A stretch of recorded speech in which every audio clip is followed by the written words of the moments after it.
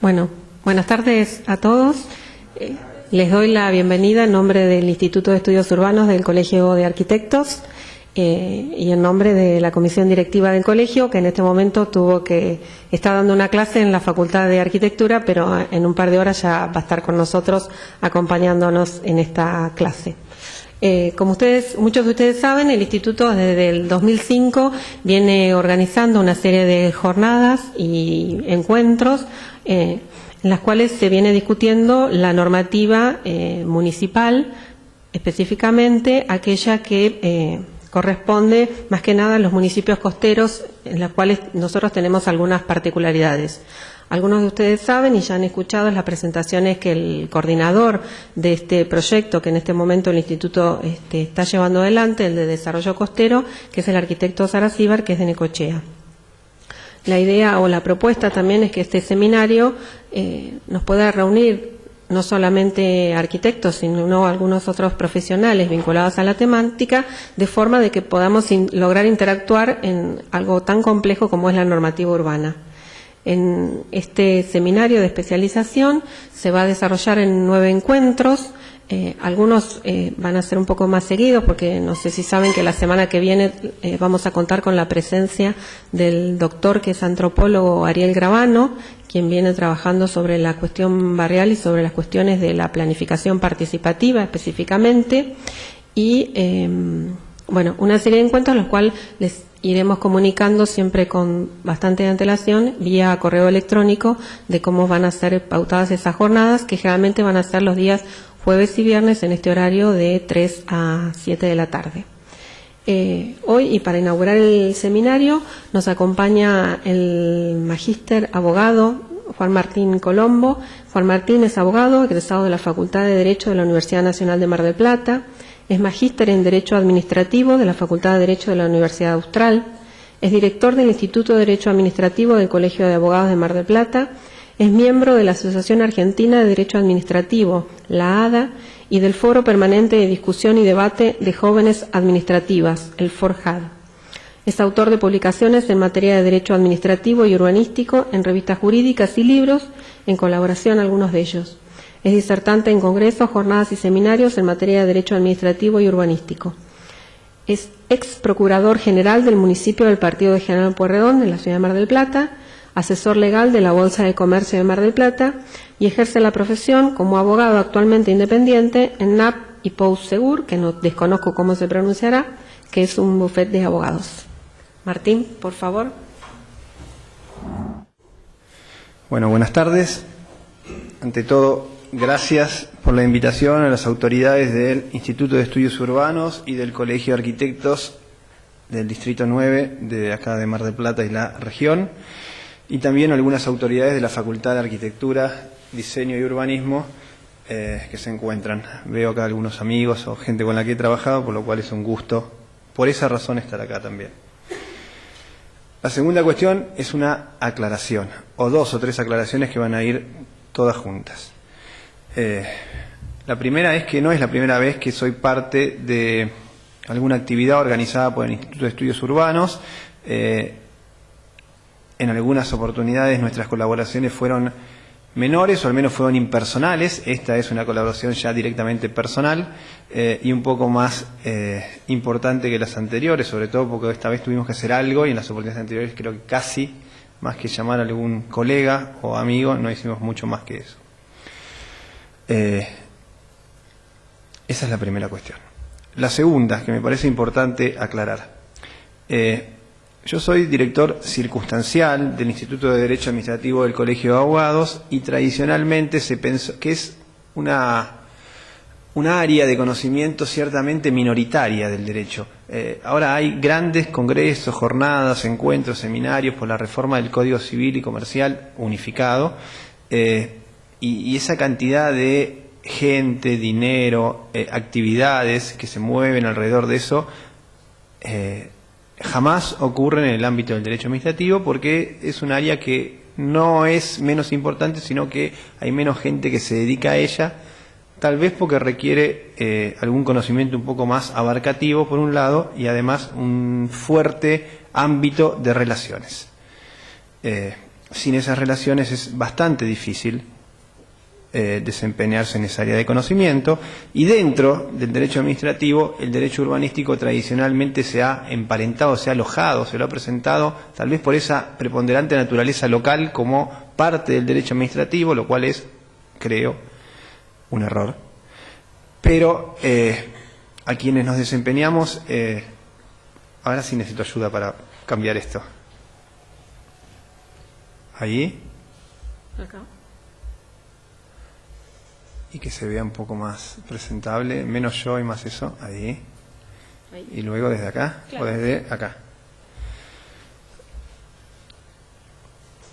Bueno,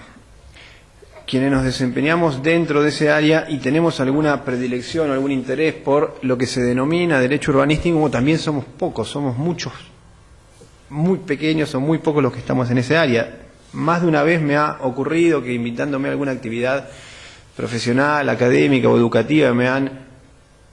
propuesto referirme a algunos de los grandes temas del derecho administrativo, que tradicionalmente son el acto administrativo, los reglamentos,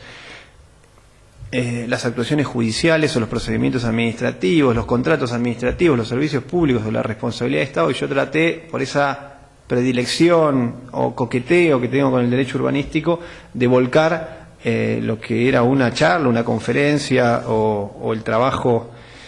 académico hacia esas áreas, y del otro lado hubo un claro esquive de eso, porque no suele ser algo que concite demasiado interés, se lo considera algo menor, algo que no tiene mucha importancia. Pese a eso, creo, y esto podría llevar un buen tiempo de esta charla o clase, pero solamente voy a referirme a ello en 2 minutos, creo que los grandes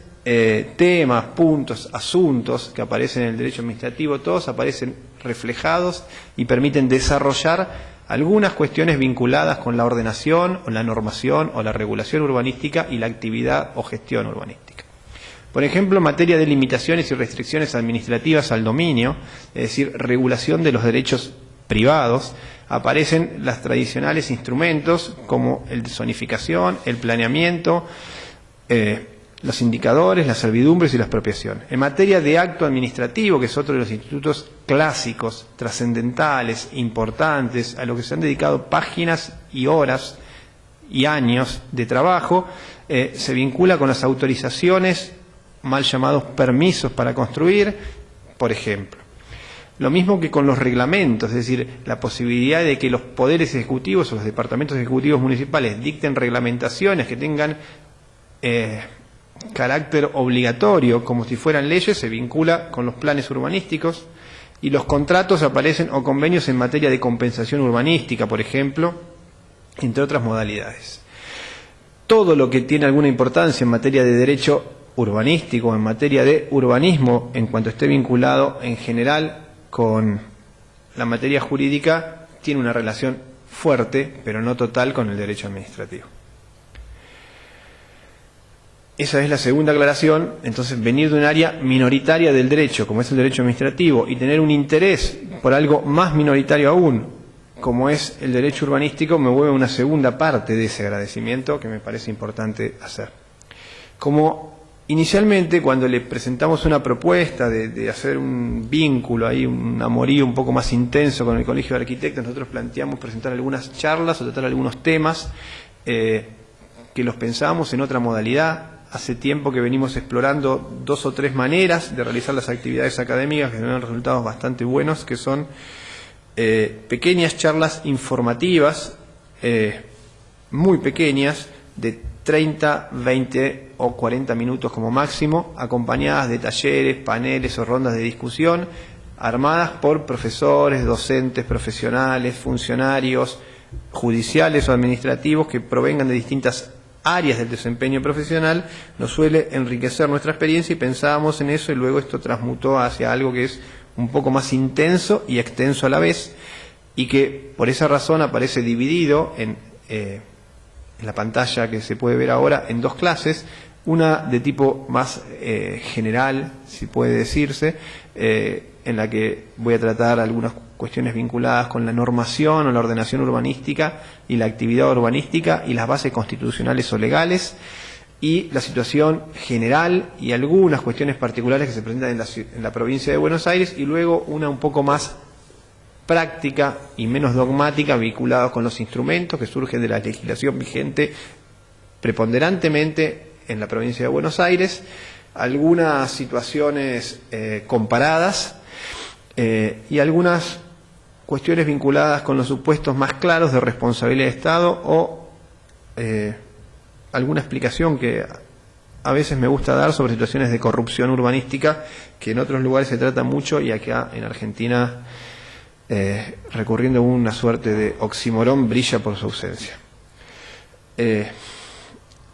Estas son las primeras aclaraciones que me parecen necesarias, como una suerte de introducción un poco extensa para este tema. Durante el día de ayer o antes de ayer se me ocurrió agregar un punto que me parece que es sustancial aclarar, que se vincula con lo siguiente. El 1 de agosto, tal vez me pare y circule un poquitito. Hola, ahí no. ¿Ahora sí? Bien. Bueno, el 1 de agosto de este año, sábado 1 de agosto, va a entrar en vigencia el Código Civil y Comercial Unificado, que fue aprobado por medio de la Ley 26.944 el año pasado. El código diría que fue aprobado y va a entrar en vigencia en el marco de un contexto preelectoral que no es el más sano para adoptar esa clase de decisiones o ese tipo de cambios trascendentales, porque a veces empañan un poco la visión, la cambian, la desnaturalizan y presentan realidades que no son reales. Desenfocan algunas cuestiones importantes, según me parece, y no le dan a veces importancia a lo importante, sino que ponen el foco en otras cuestiones. Quien quiera tomarse el trabajo de leer las sesiones de defensa que hicieron uno de los miembros de la comisión redactora designada por el Poder Ejecutivo Nacional, en verdad para modificar el proyecto que había hecho la comisión redactora, se va a dar cuenta de que de lo que se hablaba era de otra cosa, de tipo política, comunicacional, periodística, pero no se hablaba de lo real y de lo importante. El código, por eso a veces hay como una situación de contexto en el que uno piensa que hay cuestiones que no son buenas, que son malas, que es innecesario. A mí no me parece nada de eso, sino que creo que es una reforma muy necesaria, muy importante y en general, aunque tenga muchas cuestiones opinables, bastante buena. En la materia urbanística o en lo que se vincula con el ejercicio profesional, o mejor dicho, de lo que se vincula con la actividad empresarial y profesional vinculada con la ordenación o el ordenamiento del territorio y la ocupación del espacio, me parece que hay 4 postulados o 4 principios o 4 áreas importantes en los que hay cambios importantes y sustanciales, de los que solamente voy a dar una pequeñísima aproximación. La primera es en materia contractual, contratos en general y contratos en particular. Me voy a referir solo a uno de ellos y voy a mencionar situaciones que se presentan en otros 2. En materia de contratos, los cambios más importantes vienen por el lado de la definición del concepto de contrato, donde se presenta una formulación corta, precisa, moderna, mucho más inteligible y adaptable, permeable que la que había en un código redactado en la década de 1860, con otras realidades bastante distintas y un lenguaje incluso bastante distinto. Junto al código se regulan algunas cuestiones, creo que por demás son significativas. Primero, la etapa previa, es decir, las diligencias, la manera de comportarse que tienen que tener las partes antes de celebrar el contrato, en un capítulo completo dirigido a regular lo que son las tratativas previas, cómo cada parte se tiene que comportar, en general de acuerdo con unos principios o postulados que no son propios de la actividad contractual de cada contrato en particular, sino que están en la parte general del código, es decir, que son algo que trasciende como un corte transversal a toda la formulación del código, que son el principio de la buena fe, el mandato de no abusar del derecho y no abusar de posiciones dominantes. Esto es sustancial y se va a ver después. El código reafirma la fuerza obligatoria de los contratos, es decir, que son ley para las partes, pero esa ley para las partes no puede llevar a situaciones de abuso o a quiebres de la buena fe, lo cual antes, si bien estaba previsto en 2 artículos introducidos por una reforma del año 68 en el código, que son el 1071 bis y el 1198, ahora aparece remozado, realzado, y hay una palabra que he escuchado hace poco que dice vigorizado, al ser incorporados esos 3 principios, buena fe, no abuso de derecho y no abuso de posición dominante en la parte general, como un principio general de cualquier tipo de actuación en el ámbito de los negocios civiles. Los derechos derivados del contrato claramente son incorporados al derecho de propiedad de los contratantes. Esto, que estaba previsto de una manera menos intensa y menos clara en el Código original de Vélez y en el Código reformado, ya aparecía en algún viejo precedente de la Corte, que se llama Bourdieu, donde ahora aparece tal vez tamizado porque el juez tiene algunas facultades ahí que podrán dar algún ámbito de oponibilidad. A su vez, creo que es importante marcar que el Código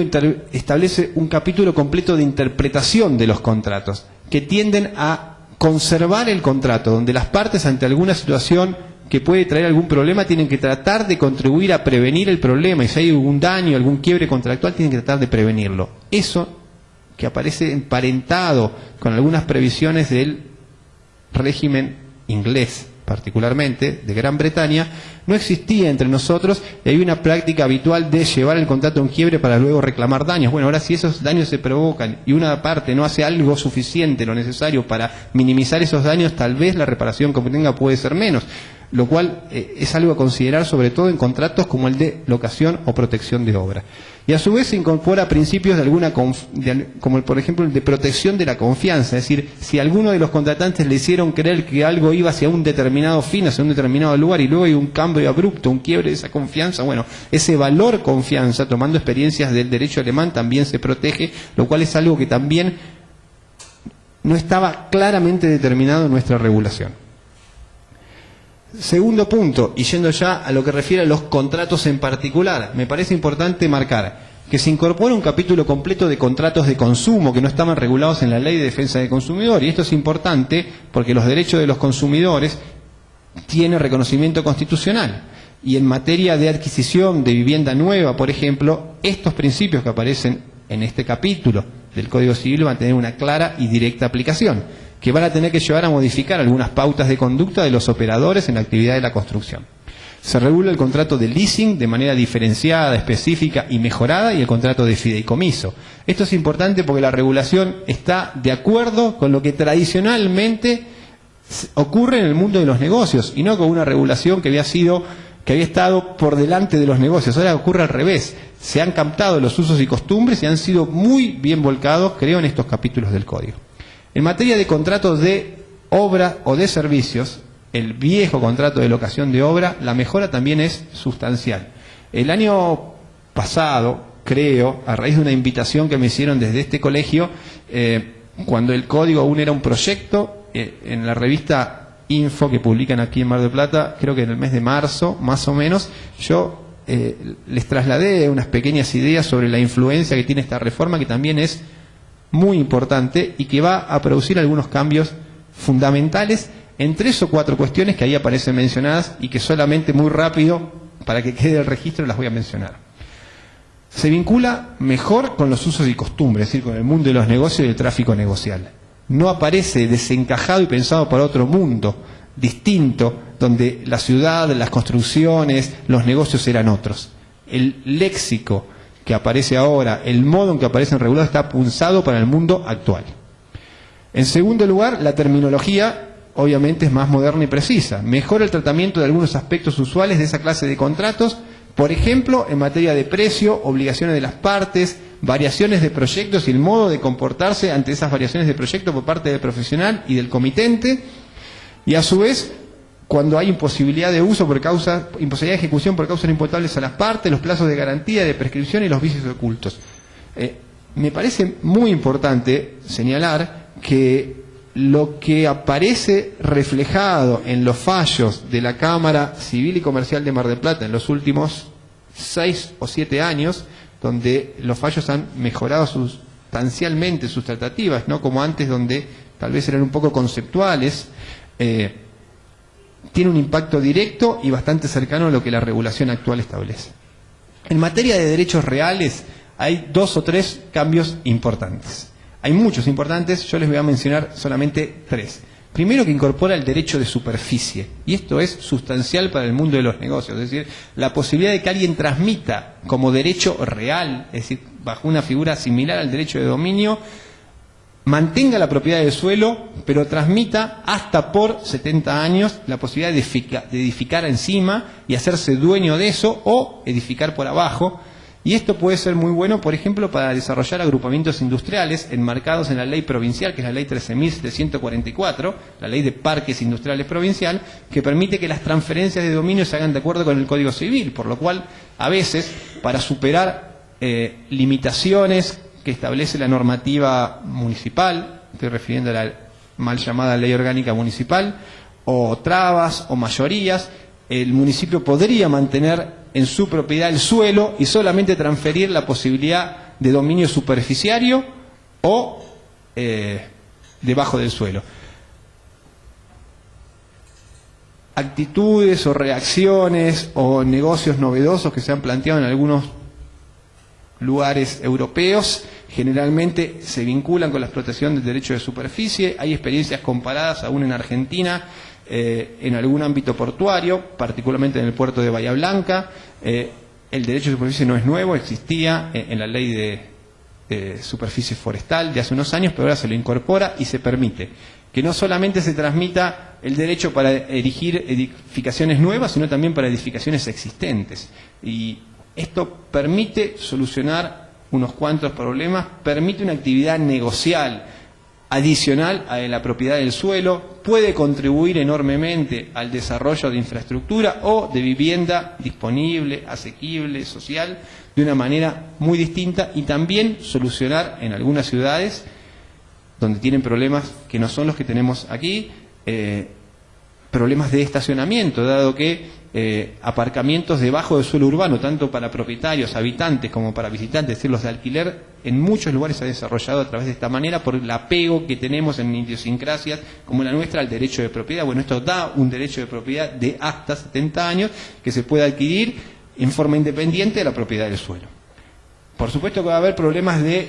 asimilación, de registración, catastrales, pero son problemas en los que entiendo se está trabajando y se está trabajando bastante bien. Segundo, cuestión importante,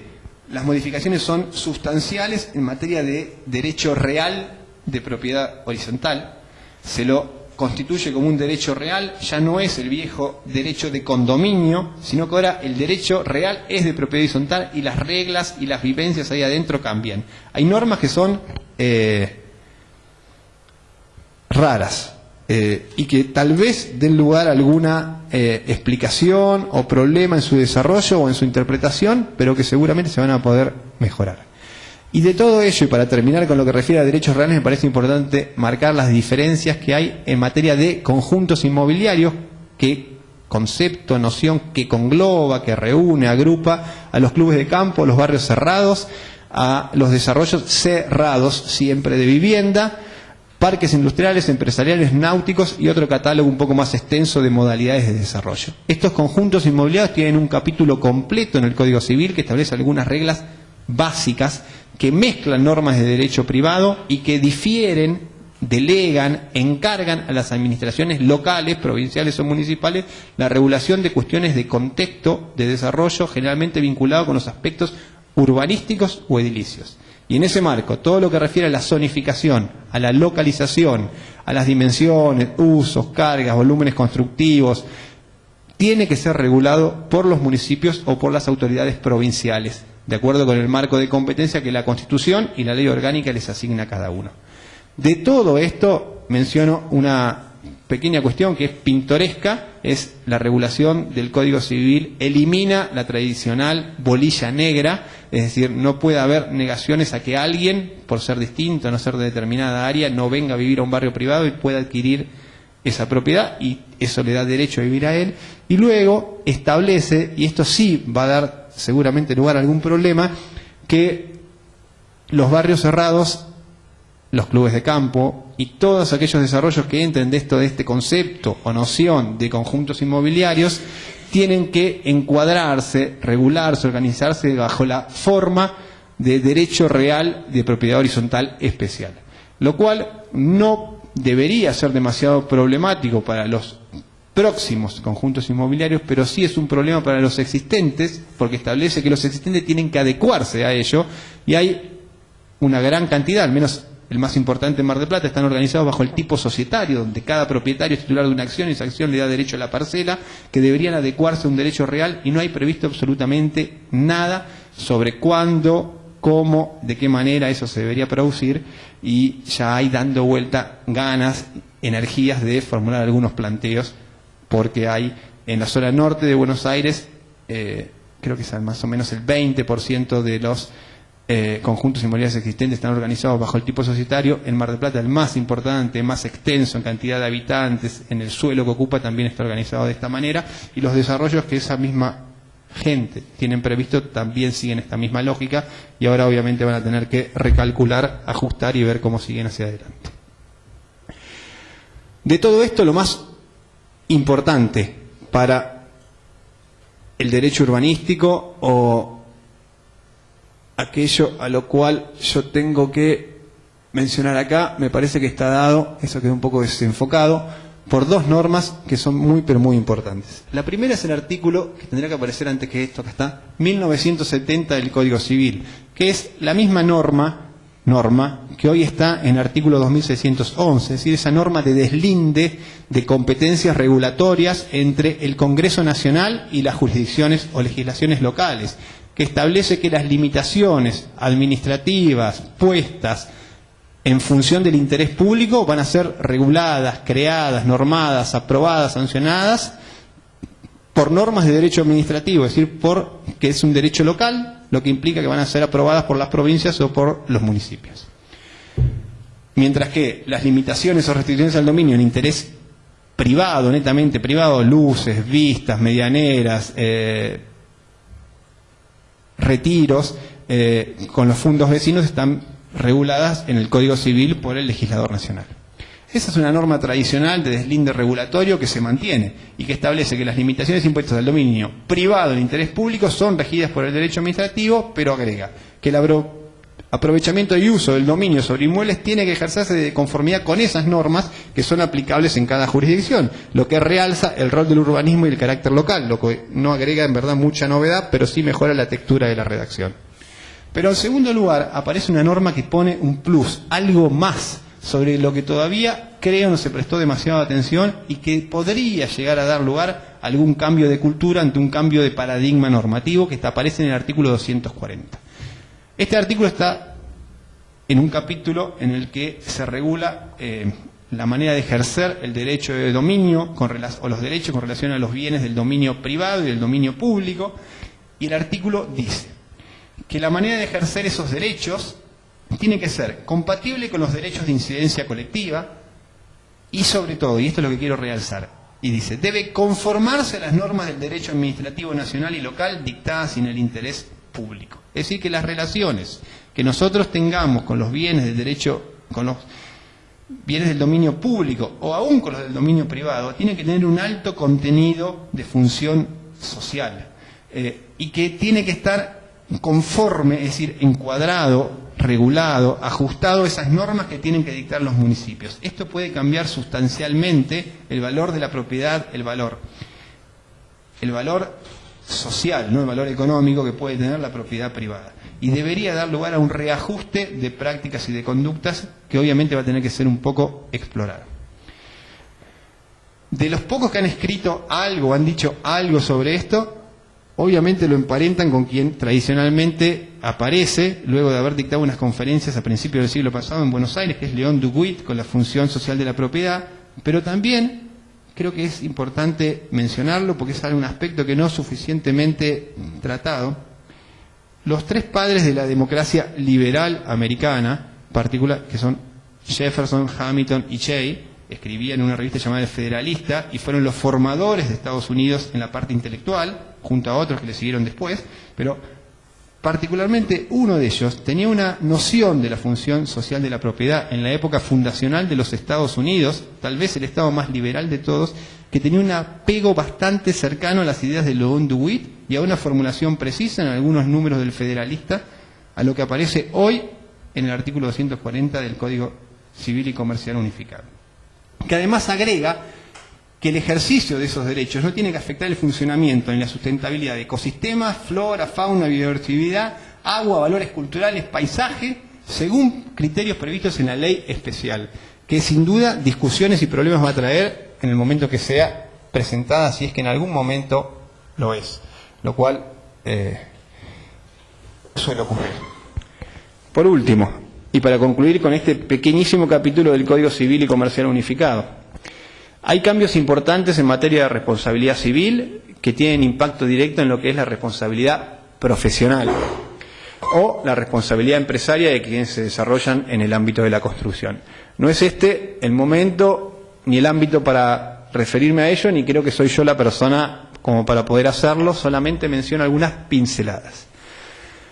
Incorpora, al igual que en materia contractual, a lo que recién me referí, la función preventiva de la responsabilidad civil. Hay que tratar de evitar los daños y a su vez, si los daños no son evitables, de tratar de disminuirlos, minimizarlos, para que el tráfico económico o la afectación que una persona o una empresa tiene sea la menor posible.